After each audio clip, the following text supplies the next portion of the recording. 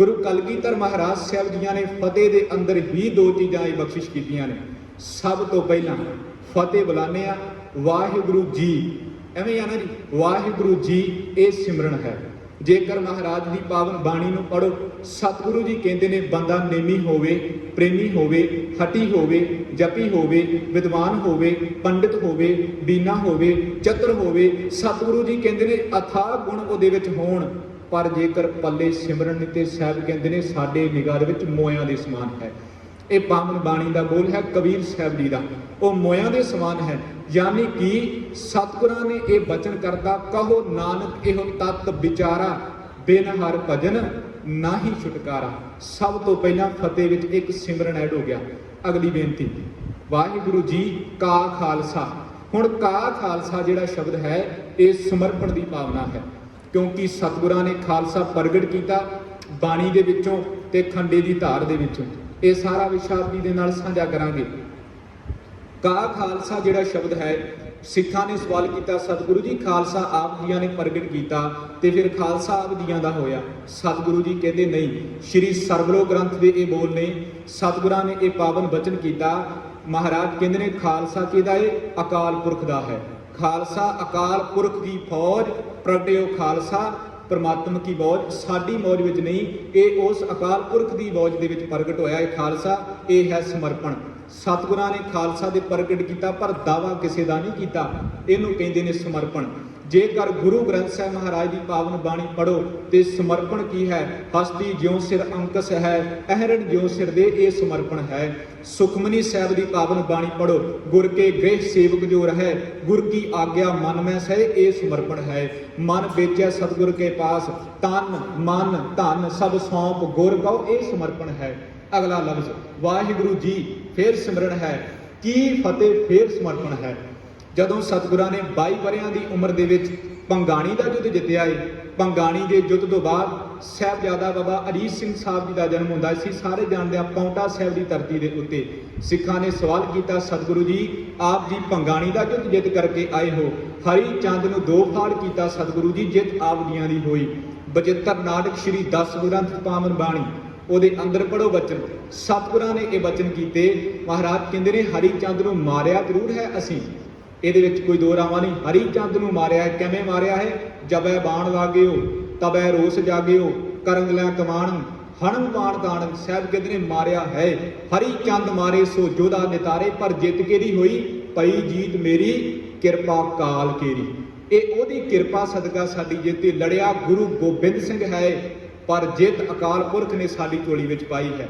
जफरनामे विचों एक बेनती समर्पण दे परथाए वेखो, जिस समय गुरु कलगीधर महाराज साहब जी ने जफरनामा लिखा दीने की धरती उत्ते, भाई संतोख सिंह साहब जी ने गुरप्रताप सूरज ग्रंथ में जिक्र किया है। कहते ने औरंगजेब नूं सतगुरां ने यह वचन लिखे, औरंगजेब तू कुल दुनिया का जोर ला दिता है, अपने शाही लश्कर चढ़ा करके साडे उत्ते लिआंदे, हाथी फौजां सारा जोर ला दिता, पर गुरु गोबिंद सिंह महाराज नूं तू फड़ नहीं सकिया। मेरे 4 साहिबजादे ने शहीद कर दिते, पर तू गुरु गोबिंद सिंह की बात भी तक नहीं सकिया। साहब कहते हैं इसका इक्को कारण है, साहबा ने पावन बाणी अंदर वचन लिख दिते, कहते इसका कारण पता की है औरंगजेब, तेनों माण सी तेरे घोड़ियां ते, तेनों माण सी तेरे लश्करां ते, तेनों माण सी तेरियां फौजां दे उत्ते, पर गुरु गोबिंद सिंह नूं माण सी अकाल पुरख दे चरणां दे उत्ते। इहनूं कहंदे ने समर्पण। ਉਹ मैं बचन आप जी के नाल साझे करा। तुरागर नजर अस्त लश्कर वायर, लश्कर वायर तुरागर तेरी नज़र, तुरागर नजर अस्त लश्कर वायर, तेरी नज़र सी लश्करां दे घोड़ियां ते। साहब कहते हैं कि मारा नजर अस्त यशता शुकर, साडा हिरदा हमेशा अकाल पुरख दे शुक्र विच रहा। ਐਵੇਂ नहीं सी चमकौर की गड़ी उतों सतगुरां ने कह दिता, पंथ वसे मैं उजड़ा मन चौक निरा, ये समर्पण है। वाहिगुरु जी सिमरन की फतेह ये समर्पण है। दोए चीज़ां सिख की झोली विच पा दित्तियां, सिमरन ते समर्पण ये फतेह के अंदर बख्शिश है। आगे आवत सिंह जो पावै वाहिगुरु जी की फतेह बुलावे, ये कलगीधर पातशाह जी की बख्शिश है। जिन्ने माई पाई सज करके बैठे हो सतगुरां दे पावन हजूर दे अंदर करियो किरपा, दोवें हाथ जोड़ करके फतेह बुलाओ, क्योंकि सतगुरां दी पावन बाणी दे अंदर वेखो खालसा पंथ की सिरजना है। खालसा प्रगट होया, ਇਹਦੇ ਨਾਲ ਕੱਲਾ ਖਾਲਸਾ ਪ੍ਰਗਟ ਹੋਇਆ ਹੈ, ਇਹਦੇ ਨਾਲ ਸਤਿਗੁਰਾਂ ਨੇ ਹੋਰ ਬਹੁਤ ਪੈਗਾਮ ਦਿੱਤੇ ਨੇ। ਪੰਜਾਂ ਦੀ ਰਹਿਤ ਦ੍ਰਿੜ ਕਰਵਾਈ, ਇਹ ਰਹਿਤ ਵਿੱਚ ਸਾਰੀਆਂ ਗੱਲਾਂ ਬਚਨ ਹੋਣਗੇ। ਇੱਕ ਮਰਿਆਦਾ ਸਿੱਖ ਨੂੰ ਦਿੱਤੀ, ਇੱਕ ਸੀਮਾ ਬਣਾ ਦਿੱਤੀ, ਇੱਕ ਦਰਿਆ ਬਣਾ ਦਿੱਤਾ ਜਿਹਦੇ ਅੰਦਰ ਸਿੱਖ ਨੇ ਚੱਲਣਾ ਹੈ ਤੇ ਸਮੁੰਦਰ ਤੱਕ ਮਿਲਣਾ ਹੈ। ਦਰਿਆ ਮਰੀਆ ਸ਼ਬਦ ਹੈ ਨਾ, ਸਮੁੰਦਰ ਤੱਕ ਮਿਲਣਾ ਹੈ, ਉਹਦੇ ਅੰਦਰ ਇਹ ਸਾਰੇ ਸ਼ਬਦ ਆਉਣਗੇ। ਇਹ ਮੇਰੀ ਬੇਨਤੀ ਹੈ, ਜੇਕਰ ਉਹਦੇ ਦਰ ਦੇ ਉੱਤੇ ਖਲੋ ਕਰਕੇ ਮੰਗਣਾ ਨਹੀਂ ਆਇਆ ਤੇ ਮੰਗੇ ਹੋਏ ਨੂੰ ਸਾਂਭਣਾ ਨਹੀਂ ਆਇਆ ਤੇ ਸਿੱਖ ਦਾ ਵਜੂਦ ਹੀ ਕੀ ਹੈ। ਇਹ ਮੇਰੀ ਬੇਨਤੀ। ਸਤਿਗੁਰਾਂ ਨੇ ਪਾਵਨ ਬਾਣੀ ਅੰਦਰ ਜ਼ਿਕਰ ਕੀਤਾ ਹੈ, ਕਰ ਸਾਧੂ ਅੰਜੁਲੀ ਪੁਨ ਵੱਡਾ ਹੈ, ਦੋਏ ਕਰ ਜੋੜ ਮੰਗੋ ਇੱਕ ਦਾਨਾ ਸਾਹਿਬ ਤੁਠੈ ਪਾਵਾਂ। ਜੇਕਰ ਫਤਿਹ ਦਾ ਜ਼ਿਕਰ ਆਵੇਗਾ ਤੇ ਦੋਵੇਂ ਹੱਥ ਜੋੜਨ ਦਾ ਆਵੇਗਾ, ਉਂਗਲਾਂ 'ਚ ਉਂਗਲਾਂ ਪਾਉਣ ਦਾ ਜ਼ਿਕਰ ਗੁਰੂ ਗ੍ਰੰਥ ਸਾਹਿਬ ਮਹਾਰਾਜ ਕਦੀ ਕਰਦੇ ਨਹੀਂ। ਈਵਨ ਇੱਥੋਂ ਤੱਕ ਗੁਰੂ ਗ੍ਰੰਥ ਸਾਹਿਬ ਮਹਾਰਾਜ ਤੋਂ ਅਲੱਗਾ ਗੱਲ ਕਰੀਏ, ਸ਼੍ਰੀ ਦਸਮ ਗ੍ਰੰਥ ਮਹਾਰਾਜ ਗੁਰਪ੍ਰਤਾਪ ਸੂਰਜ ਗ੍ਰੰਥ ਦੀ ਗੱਲ ਕਰਦੇ ਹਾਂ, ਪ੍ਰਾਚੀਨ ਪੰਥ ਪ੍ਰਕਾਸ਼ ਦੀ ਗੱਲ ਕਰਦੇ ਹਾਂ, ਗੁਰਬਿਲਾਸ ਪਾਤਸ਼ਾਹੀ 10ਵੀਂ ਦੀ ਗੱਲ ਕਰਦੇ ਹਾਂ, 6ਵੀਂ ਦੀ ਗੱਲ ਕਰਦੇ ਹਾਂ। ਜਿੰਨੇ ਸਾਡੇ ਹਿਸਟੋਰੀਕਲ ਸੋਰਸ ਨੇ, ਕਦੇ ਵੀ ਤੁਹਾਨੂੰ ਉਂਗਲਾਂ 'ਚ ਉਂਗਲਾਂ ਪਾਉਣ ਦਾ ਜ਼ਿਕਰ ਨਹੀਂ ਮਿਲੇਗਾ। ਇਹ ਤਾਂ ਬੇਨਤੀ ਕੀਤੀ ਕਿਉਂਕਿ ਰਹਿਤ ਪਿਆਰੀ ਮੁਝ ਕੋ ਸਿੱਖ ਪਿਆਰਾ ਨਾ, ਇਸ ਕਰਕੇ ਭਾਵਨਾ ਹਿਰਦੇ ਦੇ ਅੰਦਰ ਰੱਖਿਓ। ਇਹ ਵੀ ਬੇਨਤੀ ਮੈਂ ਨਾਲ ਦੀ ਨਾਲ ਕਰਦਾ ਜਾਵਾਂਗਾ ਕਿਉਂਕਿ ਸਮਾਂ ਸੀਮਤ ਹੈ ਨਾ, ਤੇ ਸਮੇਂ ਦੇ ਅੰਦਰ ਰਹਿ ਕਰਕੇ ਮੈਂ ਆਪ ਜੀ ਦੇ ਨਾਲ ਬਚਨ ਸਾਂਝੇ ਕਰਨੇ ਨੇ। ਦੋਵੇਂ ਹੱਥ ਜੋੜ ਕਰਕੇ ਪ੍ਰੇਮ ਦੇ ਨਾਲ ਫਤਿਹ ਪ੍ਰਵਾਨ ਕਰੋ। ਵਾਹਿਗੁਰੂ ਜੀ ਕਾ ਖਾਲਸਾ, ਵਾਹਿਗੁਰੂ ਜੀ ਕੀ ਫਤਿਹ। ਜਦੋਂ ਵੀ ਅਨੰਦਪੁਰ ਦੀ ਧਰਤੀ ਦੇ ਉੱਤੇ ਦਰਬਾਰ ਲੱਗਦਾ, ਗੁਰੂ ਕਲਗੀਧਰ ਪਾਤਸ਼ਾਹ ਜੀ ਦੀਵਾਨ ਦੇ ਵਿੱਚ ਹਾਜ਼ਰੀ ਭਰਦੇ।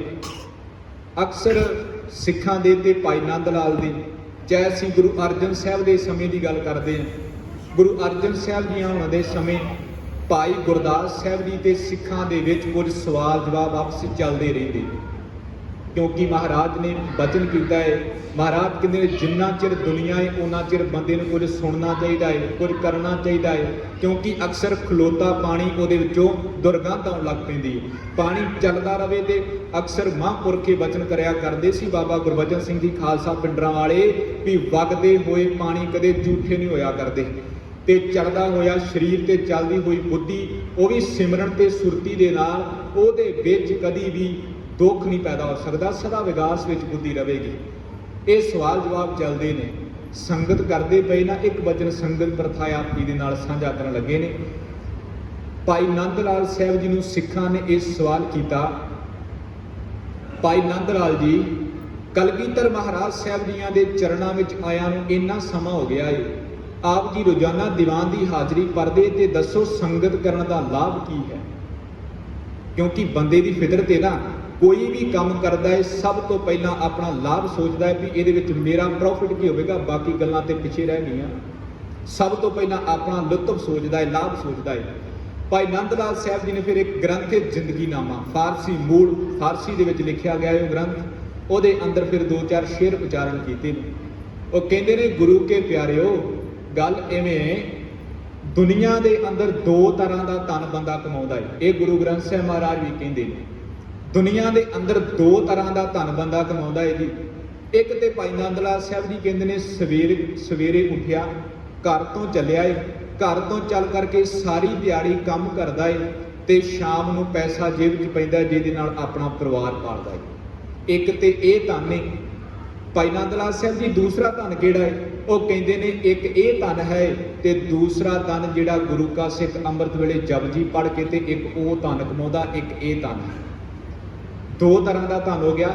ਭਾਈ ਨੰਦ ਲਾਲ ਸਾਹਿਬ ਜੀ ਨੇ ਬਚਨ ਆਖਿਆ, 2 ਤਰ੍ਹਾਂ ਦਾ ਧਨ ਬੰਦਾ ਜ਼ਿੰਦਗੀ ਵਿੱਚ ਕਮਾਉਂਦਾ ਏ, ਤੇ ਯਾਦ ਰੱਖਿਓ, ਕਿਸੇ ਪੂਰਨ ਪੁਰਸ਼ ਦੀ ਸੰਗਤ ਹੋ ਜਾਵੇ, ਕਿਸੇ ਪੂਰੇ ਗੁਰੂ ਦੀ ਸੰਗਤ ਹੋ ਜਾਵੇ, ਚਾਹੇ ਗੁਰੂ ਕਲਗੀਧਰ ਮਹਾਰਾਜ ਦੀ ਸੰਗਤ ਹੋ ਜਾਵੇ, ਤੇ ਯਾਦ ਰੱਖਿਓ ਤੁਹਾਡੇ ਖਾਤੇ ਦੇ ਵਿੱਚ ਇਹੋ ਜਿਹਾ ਧਨ ਜਮ੍ਹਾਂ ਹੋ ਜਾਵੇਗਾ, ਇਹੋ ਜਿਹੀ ਪੂੰਜੀ ਤੁਹਾਡੇ ਜ਼ਿੰਦਗੀ ਦੇ ਅੰਦਰ ਜਮ੍ਹਾਂ ਹੋ ਜਾਵੇਗੀ। ਇਹ ਸਰੀਰ ਦੇ ਵਿੱਚੋਂ ਸਵਾਸ ਤਾਂ ਮੁੱਕ ਜਾਣਗੇ, ਪਰ ਉਹ ਇਕੱਤਰ ਕੀਤਾ ਧਨ, ਚਾਹੇ ਸੰਗਤ ਵਿੱਚੋਂ ਮਿਲੀ ਪੂੰਜੀ ਜ਼ਿੰਦਗੀ ਦੇ ਖਤਮ ਹੋ ਸਕਦੀ ਹੈ, ਪਰ ਧਨ ਕਦੀ ਖਤਮ ਨਹੀਂ ਹੋ ਸਕਦਾ। ਇਹ ਹੈ ਸੰਗਤ ਕਰਨ ਦਾ ਲਾਭ। ਉਹਨਾਂ ਨੇ ਬਚਨ ਵਰਤਿਆ, ਸ਼ੋਹਬਤ ਨੇਕਾ ਅਗਰ ਬਾਸ਼ਿਦ ਨਸੀਬ, ਦੌਲਤ ਯਾਵੀਦ ਯਾਵੀਏ ਹਬੀਬ। ਹਬੀਬ ਕਹਿੰਦੇ ਨੇ ਸਦਾ ਕਾਇਮ ਰਹਿਣ ਵਾਲਾ। ਜ਼ਿੰਦਗੀ ਤੇ ਮੁੱਕ ਸਕਦੀ ਏ ਪਰ ਉਹ ਖਜ਼ਾਨਾ ਕਦੀ ਵੀ ਮੁੱਕੇ ਨਾ ਨਹੀਂ। ਇਹਦੇ ਨਾਲ ਇੱਕ ਜਪਜੀ ਸਾਹਿਬ ਦਾ ਬਚਨ ਪੜ੍ਹ ਲਵੋ। ਗੁਰੂ ਨਾਨਕ ਸਾਹਿਬ, ਕਿਉਂਕਿ ਸਤਿਗੁਰਾਂ ਨੇ ਬਚਨ ਕੀਤਾ ਹੈ। ਸਤਿਗੁਰੂ ਜੀ ਕਹਿੰਦੇ ਨੇ, ਦੁਨੀਆ ਦੇ ਅੰਦਰ ਮੈਂ ਵੇਖਿਆ ਏ ਇੱਕ ਮਨੁੱਖ ਦੁਖੀ ਨਹੀਂ, ਸਾਰੇ ਦੁੱਖਾਂ ਦੇ ਨਾਲ ਭਰੇ ਪਏ ਨੇ। ਇਹ ਗੁਰੂ ਗ੍ਰੰਥ ਸਾਹਿਬ ਮਹਾਰਾਜ ਕਹਿੰਦੇ ਨੇ ਸਾਰੇ ਦੁੱਖਾਂ ਦੇ ਨਾਲ ਭਰੇ ਪਏ ਨੇ। ਗੁਰੂ ਨਾਨਕ ਸਾਹਿਬ ਕਹਿੰਦੇ ਨੇ ਮੇਰੇ ਦਰ ਤੇ ਆਵੀਂ, ਕਿਉਂਕਿ ਇਹ ਦੁੱਖ ਸੁੱਖਾਂ ਦਾ ਦਾਤਾ ਹੈ ਨਾ ਗੁਰੂ ਗ੍ਰੰਥ ਸਾਹਿਬ ਮਹਾਰਾਜ। ਗੁਰੂ ਨਾਨਕ ਸਾਹਿਬ ਕਹਿੰਦੇ ਨੇ ਦੁਨੀਆ ਬਹੁਤ ਢੰਗ ਤਰੀਕੇ ਲੱਭਦੀ ਹੈ ਕਿ ਦੁੱਖ ਦੂਰ ਹੋ ਜਾਣ, ਕਿਸੇ ਢੰਗ ਦੇ ਨਾਲ ਦੁੱਖ ਦੂਰ ਹੋ ਜਾਣ, ਪਰ ਦੁੱਖ ਥੋੜੇ ਕੀਤਿਆਂ ਦੂਰ ਨਹੀਂ ਦੇ। ਵਕਤੀ ਤੌਰ ਤੇ ਦੁੱਖ ਦੂਰ ਹੋ ਜਾਣਗੇ ਪਰ ਸਦੀਵੀ ਤੌਰ ਤੇ ਦੁੱਖ ਦੂਰ ਨਹੀਂ ਹੁੰਦੇ। ਗੁਰੂ ਨਾਨਕ ਸਾਹਿਬ ਕਹਿੰਦੇ ਸੁਖੈਨ ਜਿਹਾ ਤਰੀਕਾ ਦੱਸਦਾ ਹੈ, 3 ਵਚਨ ਜ਼ਿੰਦਗੀ ਦੇ ਅੰਦਰ ਕਮਾ ਲਵੀਂ, ਮੇਰੇ ਘਰ ਦੇ ਅੰਦਰ ਦੁੱਖਾਂ ਦੀਆਂ ਪੰਡਾਂ ਭਰ ਕੇ ਲੈ ਆਵੀਂ। ਜਿੰਨੀਆਂ ਪੰਡਾਂ ਦੁੱਖਾਂ ਦੀਆਂ ਭਰ ਕੇ ਲਿਆਵੇਂਗਾ 10 ਗੁਣਾ ਵੱਧ ਤੈਨੂੰ ਸੁੱਖ ਦੇ ਕਰਕੇ ਤੁਰਾਂਗਾ। ਸੁੱਖ ਵੀ ਐਵੇਂ ਦਾ ਹੋਵੇਗਾ, ਬੰਦ ਤੇ ਕੱਟਿਆ ਜਾਊਗਾ ਪਰ ਸੁੱਖ ਕਦੇ ਜਾਵੇਗਾ ਨਹੀਂ। ਸਿਰ ਦੇ ਉੱਤੋਂ ਖੋਪਰੀ ਤੇ ਲੈ ਜਾਵੇਗੀ ਪਰ ਉਹ ਸੁੱਖ ਕਦੇ ਜਾਵੇਗਾ ਨਹੀਂ। ਸਤਿਗੁਰੂ ਦੇ ਬਚਨ ਨੇ ਗਾਵੀਐ ਸੁਣੀਐ ਮਨ ਰੱਖੀਐ ਭਾਉ। 3 ਵਚਨ ਗਾਉਣਾ ਤੇ ਸੁਣਨਾ। ਭਾਉ ਦੇ ਲਫ਼ਜ਼ੀ ਅਰਥ ਨੇ ਪ੍ਰੇਮ, ਹਿਰਦੇ ਦੇ ਅੰਦਰ ਪ੍ਰੇਮ ਰੱਖਣਾ। ਸਤਿਗੁਰੂ ਜੀ ਕਹਿੰਦੇ ਦੁੱਖ ਪਰ ਹਰ ਸੁੱਖ ਕਰ ਲੈ ਜਾਏ। ਸੁੱਖ ਵੀ ਐਵੇਂ ਦਾ ਹੋਵੇਗਾ। ਸਾਹਿਬ ਕਹਿੰਦੇ ਨੇ ਜ਼ਿੰਦਗੀ ਤੇ ਮੁੱਕ ਜਾਵੇਗੀ ਪਰ ਸੁੱਖ ਕਦੇ ਨਹੀਂ ਮੁੱਕੇਗਾ। ਜਿਹੜੇ ਅੱਜ ਕੱਲ੍ਹ ਗੱਲ ਕਰਦੇ ਨੇ ਨਾ ਵੀ ਆਹ ਜੀ ਜਪਜੀ ਪੜ੍ਹਨ ਦੇ ਨਾਲ ਕੀ ਹੋਵੇਗਾ ਜੀ, ਦੁਨੀਆ ਕਿੰਨੇ ਵੇਖੀਏ। ਸਾਚੇ ਗੁਰਮੁਖੋ, ਜਿਸ ਦਿਨ ਇਸ ਸਰੀਰ ਦੇ ਵਿੱਚੋਂ ਹੰਸ ਨੇ ਉਡਾਰੀ ਮਾਰਨੀ ਹੈ ਨਾ, ਉਦੋਂ ਪਤਾ ਲੱਗੇਗਾ ਵੀ ਜਪਜੀ ਸਾਹਿਬ ਪੜ੍ਹੇ ਦਾ ਫਲ ਕੀ ਹੈ, ਉਦੋਂ ਪਤਾ ਲੱਗੇਗਾ। ਆਓ ਅਗਲੀ ਬੇਨਤੀ ਹੈ, ਸੰਗਤ ਵਿੱਚ ਬਹਿਣ ਦੇ ਲੁਤਫ ਨੇ, ਸੰਗਤ ਵਿੱਚ ਬਹਿਣ ਦੇ ਲਾਭ ਕੀ ਨੇ ਜੋ ਸਾਹਿਬਾਂ ਨੇ ਪਾਵਨ ਬਾਣੀ ਵਿੱਚ ਲਿਖੇ ਨੇ। ਜੀਸ਼ ਤਰਾ ਮਾਨੀ ਦਾਨੀ ਕੇ ਚੀਸ਼ਤ, ਜੇ ਸੰਗਤ ਵਿੱਚ ਬਹਿਣ ਦੇ ਲਾਭ। ਸੋ ਸਮਾਂ ਸੀਮਤ ਤੇ ਮੈਂ ਇਹ 2-4 ਬੇਨਤੀਆਂ। ਕੋਈ ਵੀ ਪੂਰਨ ਸ਼ਖਸੀਅਤ ਹੋਵੇ ਨਾ, ਆਓ ਆਪਾਂ ਹੁਣ ਵਿਸ਼ੇ ਵੱਲ ਚੱਲੀਏ ਥੋੜਾ ਜਿਹਾ। ਕੋਈ ਵੀ ਪੂਰਨ ਸ਼ਖਸੀਅਤ ਹੋਵੇ ਤੇ ਬੰਦੇ ਨੂੰ ਉਹ ਪ੍ਰਭਾਵਿਤ ਕਰਦੀ ਹੈ, ਕਿਉਂਕਿ ਅਧੂਰੀ ਸ਼ਖਸੀਅਤ ਕਦੇ ਵੀ ਬੰਦੇ ਨੂੰ ਪ੍ਰਭਾਵਿਤ ਨਹੀਂ ਕਰਦੀ। ਹਾਂ, ਜਿਹਦੇ ਵਿੱਚ ਕੋਈ ਗੁਣ ਹੈ ਵਕਤੀ ਤੌਰ ਤੇ ਉਹ ਪ੍ਰਭਾਵਿਤ ਕਰੇਗਾ ਪਰ ਸਦਾ ਵਾਸਤੇ ਕਦੀ ਵੀ ਪ੍ਰਭਾਵਿਤ ਨਹੀਂ ਕਰਦੀ, ਕਿਉਂਕਿ ਬੰਦੇ ਦੀ ਫਿਤਰਤ ਹੈ ਅੱਜ ਮਨ ਹੋਰ ਤੇ ਸ਼ਾਮਾਂ ਨੂੰ ਹੋਰ। ਤਾਂ ਹੀ ਗੁਰੂ ਗ੍ਰੰਥ ਸਾਹਿਬ ਮਹਾਰਾਜ ਕਹਿੰਦੇ ਨੇ ਕੋਈ ਚੰਗਾ ਕੰਮ ਕਰਨਾ ਹੋਵੇ ਨਾ, ਤੇ ਜੇ ਮਨ ਨੇ ਫੁਰਨਾ ਬਣਾਇਆ ਕਿ ਚੰਗਾ ਕੰਮ ਕਰਨਾ ਤੇ ਉਸੇ ਵੇਲੇ ਕਰ ਦਿਓ, ਕਿਉਂਕਿ ਮਨ ਬੜਾ ਪੈੜਾ ਹੈ, ਇਹ ਮਿੰਟ ਦੇ ਵਿੱਚ ਬਦਲ ਜਾਂਦਾ ਹੈ। ਇਸ ਕਰਕੇ ਗੁਰੂ ਗ੍ਰੰਥ ਸਾਹਿਬ ਮਹਾਰਾਜ ਕਹਿੰਦੇ ਨੇ ਪਾਪ ਕਰਨਾ ਹੋਵੇ ਨਾ ਫਿਰ 100 ਵਾਰ ਸੋਚ ਵੀ ਇਹ ਕੰਮ ਕਿਵੇਂ ਕਰਨਾ ਹੈ। ਉਹ 100 ਵਾਰ ਸੋਚੀਦਾ ਹੈ ਵੀ ਇਹ ਕੰਮ ਚੰਗਾ ਹੈ ਕਿ ਮਾੜਾ, ਪਰ ਬੰਦਾ ਇੰਨੀ ਅਕਲ ਬੰਦੇ ਦੇ ਕੋਲ ਹੈ ਨਹੀਂ। ਜੇ ਹੁੰਦੀ ਵੀ ਹੈ ਨਾ ਤੇ ਉਹਦੇ ਤੇ ਪਰਦਾ ਪੈ ਜਾਂਦਾ ਹੈ ਜਦੋਂ ਮਾਇਆ ਦੇ ਵਿੱਚ ਲੱਗਦਾ ਹੈ। ਕੋਈ ਵੀ ਪੂਰਨ ਸ਼ਖਸੀਅਤ ਹੈ ਉਹ ਬੰਦੇ ਨੂੰ ਪ੍ਰਭਾਵਿਤ ਕਰਦੀ ਹੈ, ਬੰਦੇ ਦੇ ਪ੍ਰਭਾਵ ਰੱਖਦੀ ਹੈ ਉਹ, ਕਿਉਂਕਿ ਅਧੂਰੀ ਸ਼ਖਸੀਅਤ ਕਦੇ ਵੀ ਪ੍ਰਭਾਵਿਤ ਨਹੀਂ ਕਰਦੀ। ਮਾਨੋ ਹੁਣ ਮਕਾਨ ਹੈ, ਅਧੂਰਾ ਮਕਾਨ ਕਿਸੇ ਲਾਇਕ ਨਹੀਂ, ਨਾ ਵਿੱਚ ਉੱਚੇ ਰਹਿਣ ਬਸੇਰਾ ਕਰ ਸਕਦੇ ਆ ਕਿਉਂਕਿ ਨੀਹਾਂ ਭਰੀਆਂ ਛੱਤ ਪਾਈ ਨਹੀਂ, ਅਧੂਰਾ ਕਦੀ ਪ੍ਰਭਾਵਿਤ ਨਹੀਂ ਕਰੇਗਾ। ਹੁਣ ਮਨੁੱਖ ਨੂੰ ਸਤਿਗੁਰਾਂ ਨੇ ਇੱਕ ਸੰਪੂਰਨ ਸਾਂਚੇ ਵਿੱਚ ਢਾਲਿਆ ਹੈ। ਗੁਰ ਕਿਰਪਾ ਜੇ ਨਰ ਕੋ ਕੀਨੀ ਤੇ ਇਹ ਜੁਗਤ ਪਛਾਨੀ। ਇਹ ਕੀ ਹੈ? ਇਹ ਸੰਪੂਰਨਤਾ ਦੀ ਨਿਸ਼ਾਨੀ ਹੈ। ਹਰ ਜਨ ਦੁਈ ਏਕ ਹੈ, ਬਿਬ ਵਿਚਾਰ ਕਛ ਨਾਹਿ। ਇਹ ਸੰਪੂਰਨਤਾ ਦੀ ਨਿਸ਼ਾਨੀ ਹੈ। ਜਦੋਂ ਮਨੁੱਖ ਜਨਮਦਾ ਏ ਸਤਿਗੁਰੂ ਜੀ ਕਹਿੰਦੇ ਨੇ ਸੰਪੂਰਨਤਾ ਦੇ ਵਿੱਚੋਂ ਆਉਂਦਾ ਏ, ਪਰ ਲਈ ਛੁੜਕੀ ਲੱਗੀ ਤ੍ਰਿਸ਼ਨਾ ਮਾਇਆ ਅੰਮ੍ਰਿਤ ਵਰਤਾਇਆ ਅਧੂਰਾ ਹੈ। ਤੇ ਦੁਨੀਆ ਦੇ ਅੰਦਰ ਗੁਰੂ ਅਰਜਨ ਦੇਵ ਸਾਹਿਬ ਜੀ ਕਹਿੰਦੇ ਨੇ ਸੰਪੂਰਨਤਾਈ ਵੱਲ ਜਾਣ ਤੱਕ, ਸੰਪੂਰਨਤਾਈ ਵੱਲ ਕਦਮ ਪੁੱਟਣ ਤੱਕ, ਚਾਹੇ ਮਨ ਦੀ ਸ਼ਾਂਤੀ ਤੱਕ ਦੁਨੀਆ ਦੇ ਅੰਦਰ ਬਹੁਤ ਹੀਲੇ ਵਸੀਲੇ ਹੋਏ ਨੇ, ਪਰ ਗੁਰੂ ਨਾਨਕ ਸਾਹਿਬ ਜੀ ਨੂੰ ਮਨੁੱਖ ਨੂੰ ਸੰਪੂਰਨ ਕਰਨ ਦੇ ਵਿੱਚ 250 ਸਾਲ ਲੱਗੇ ਨੇ। 250 ਸਾਲ ਦਾ ਸਮਾਂ ਲੱਗਿਆ ਇਹਨੂੰ ਸੰਪੂਰਨਤਾਈ ਤੱਕ ਜਾਣ ਦੇ ਤੱਕ।